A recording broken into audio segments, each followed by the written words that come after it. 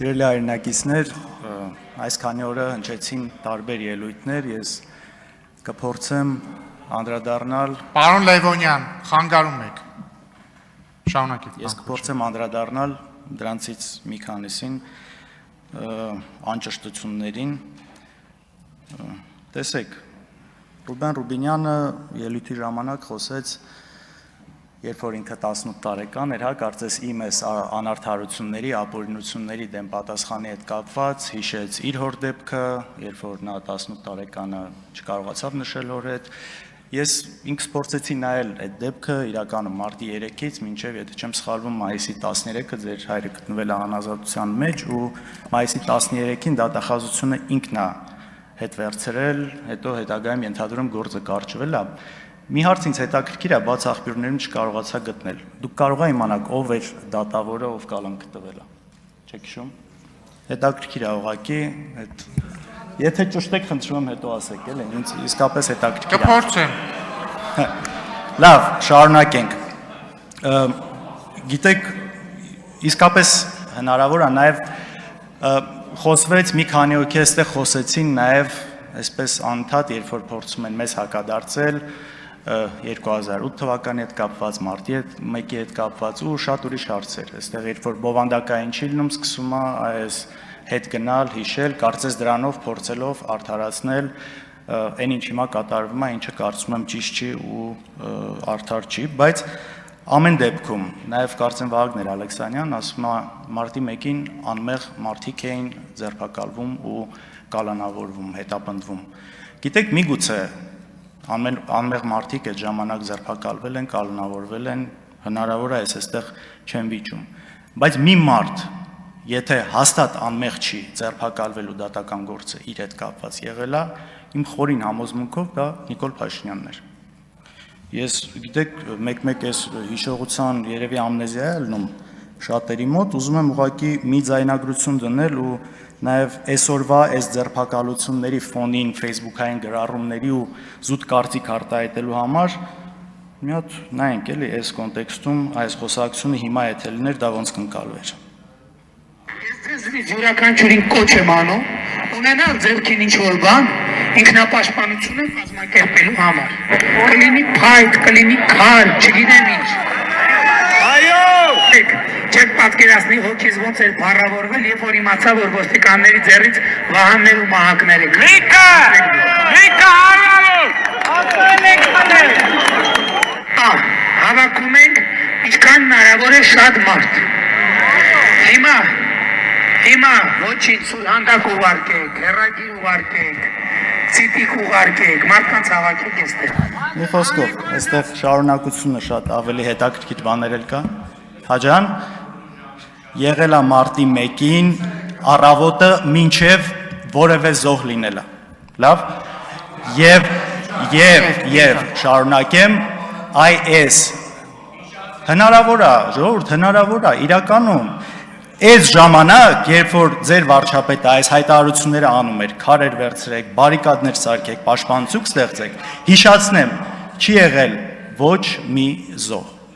Ու նաև ուզում եմ հիշացնել, առաջին զոհը եղել է ոստիկան ու ընդհանուր 190-ից ավել ոստիկան այդ օրը տարբեր մարմնական վնասվածքներ ստացել, այրվածքներ, տարբեր բեկորային վնասվածքներ ու քաղաքացիական անձ 32 հոգի։ Ես շատ ցավում եմ այդ օրվա իրադարձությունների համար, բոլոր զոհերի համար, բայց երբ որ այստեղ գալիս եք դրանից խոսում եք, խնդրում եմ նաև արդարությունը փորձեք պահել։ Ու այսօրվա ֆոնին նորից կրկնեմ, այն ինչ կատարվում է, այն ինչի համար մարդկանց ձերբակալում են, ուղղակի սարոձորեն այս ամեն ինչի հետ, այն ինչ որ այս մարդը ասել է։ Մի հատ կարող ենք հիշել տարբեր քրեական գործեր, ինչի համար են մարդիկ ձերբակալվել։ Ու նաև անդրադառնամ մի քանի ուրիշ հարցի։ Բարեկիրթության մասով, գիտեք, իմ խորին համոզմամբ բարեկիրթ կամ լինում են կամ չեն լինում։ Մարդ չի կարող այստեղ լինել բարեկիրթ, սրանից դուրս չլինել բարեկիրթ։ Երբ որ դուք սահմանափակում եք ապօրինի կերպով, օրինակ հորս արտերկիր մեկնելը,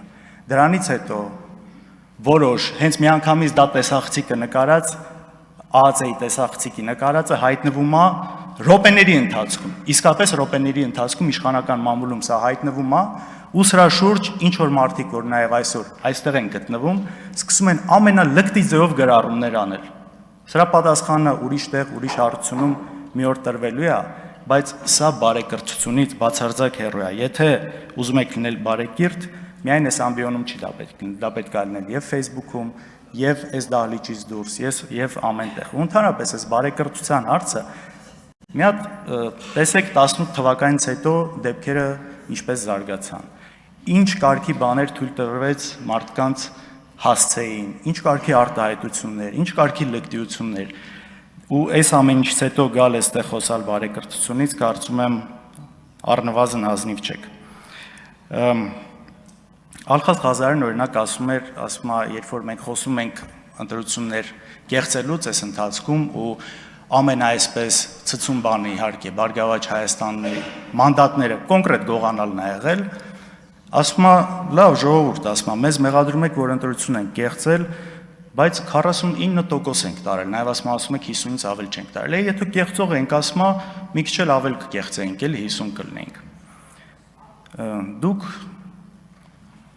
Հայաստանի 30 տարվա գրեթե բոլոր ընտրությունները համարում եք կեղծված, եթե չեմ սխալվում։ Օրինակ 2003 թվականին հայրս ընտրություններին տարել էր 49% ձայն Ստեփան Դեմիրճյանի հետ։ Հիմա այս նույն տրամաբանությունը մի դեպքում աշխատում է, մյուս դեպքում չի աշխատում, ո՞նց է, էլի։ Կարելի է չէ նույն բանը ասել։ Էդուարդ Աղաջանյան, դուք ասում եք, եթե երբ որ ես խոսում եմ, իրավացիորեն նաև անցած սխալներից ընդունում եմ որոշ բաներ կարող է համաձայն չլինեմ, ասում եք, եթե ուզում եք տարանջատվել, գնահատական տվեք ինչ որ նման բաներ։ Տվեք ու նաև ասում եք, այնքան ինչքան էլ մենք վատը լինենք, ձեզնից վատը չենք լինելու։ Գիտեք, նախ տարանջատվելու խնդիր չկա, կա միայն մեծապարտություն բոլոր սխալներով հանդերձ։ Միայն մեծապարտություն։ Դե տնտեսական ցուցանիշների առումով միջինը երկնիշ տնտեսական աճ 10 տարվա ընթացքում։ Ու թե ամենակարևորը խաղաղության ու անվտանգության առումով։ Տեսեք, Քոչարյանի 10 տարիներին խաղաղություն կար, Արցախ կար, Նիկոլ Փաշինյանի ժամանակ չկա։ Կար, պարզ է, չէ՞։ Այս առումով ու մեկ էլ որ այստեղ գալիս եք տարբեր այսպես մեղադրանքներ հնչեցվում, նաև բարեկրթության էլի այս անկյան տակ շատ վատ է, որ մարդ գալիս է իմանալով, որ մի բան բոլորը կարող են սխալվել, բայց երբ որ գիտի հստակ սուտ է խոսում մի բան, ու գալիս խոսում։ Օրինակ, իմ հետ կապված, չգիտեմ, թիկնապահներով կամ ինչ որ հաղորդումների ժամանակ հաստավից ինչ որ մարդկանցով է քայլում։ Նույն բան կա։ Օրինակ, Էդուարդ Աղաջանյանի ավագ քրոջը ես ճանաչում եմ, փոքր տարիքում նաև մտերմություն ա եղել, ընդհանուր շրջապատ ա եղել։ Ինձ երբևէ տեսել է նույն այն ժամանակ թիկնապահով կամ մնացածով։ Կամ ինձ բոլորը այստեղ տեսնում եք, թե գալուց, թե գնալուց, թե տարբեր տեղեր։ Ու գալ այստեղ այդ միտքը ասել, ինչ է, էլի սա։ Նաև արհեստական բանականության հետ կապված այստեղ քննարկում եղավ, ինչքան անթույլատրելի է դա անելը, համաձայն եմ, բայց դուք այստեղ գալիս եք, միացնում եք մի ձայնագրություն, իբր հայրս զանգել է Ռուսաստանի նախագահին,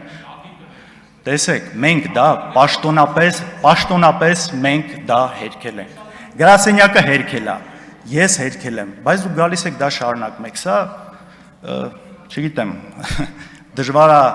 նորմալ բառապաշարով սրան մեկնաբանություն տալ այս ամեն ինչից հետո։ Արայք Հարությունյան, ասում եք, որ դուք գոնե ասում եք իրավապահ մարմինները միգուցե սխալվում են մեկ-մեկ, բայց այդ դատարանները արդար դատավճիռներ են կայացնում։ Դուք լուրջ եք ասում։ Դուք իմ օրինակ, հերո չգնամ, ինձնից խոսամ։ Իմ դեպքերը տեսել եք, դրանից հետո կալանքը, հիմիկվա դատավարությունը։ Կարող եք իհարկե հանրային հեռուստատեսություն չի գալիս նկարում, փող, բան, այսպես չկա, էլի, հետաքրքրություն չի առաջացնում։ Տեսել եք այդ ոստիկանները ոնց են գալիս խեղճացած գլուխները կախած խոսում։ Հասկանում եք ու այս ամեն ինչի հետ միասին, կամ էլ ասում եք օրենքի երկիր է։ Լավ, այս վարչապետը այստեղ նստած, կոնկրետ Սամվել Կարապետյանի մասով, հրահանգներ է տալիս, որ բռնեն։ Ասում է, այսի պիտի սատկի, սրան պիտի նստացնեմ, սրանից պիտի ունեցվածքը խլեմ։ Ժողովուրդ, սա որ մի ժողովրդական երկրի տրամաբանության մեջ է տեղավորվում։ Լավ, գժի տեղ եք դնում այստեղ մարդկանց։ Չի կարելի, հասկանում եք, չի կարելի այս ամեն ինչին։ Իսկ մնացած այլ թեմաների հետաքրքիր ուղղակի ելույթը վերջանում է, երևի էլի առիթ կլինի կանդրադառնամ էլի մեղադրանքներին, որ հնչել է։ Շնորհակալություն։ Շնորհակալություն նիստը վարողի իրավունքով ես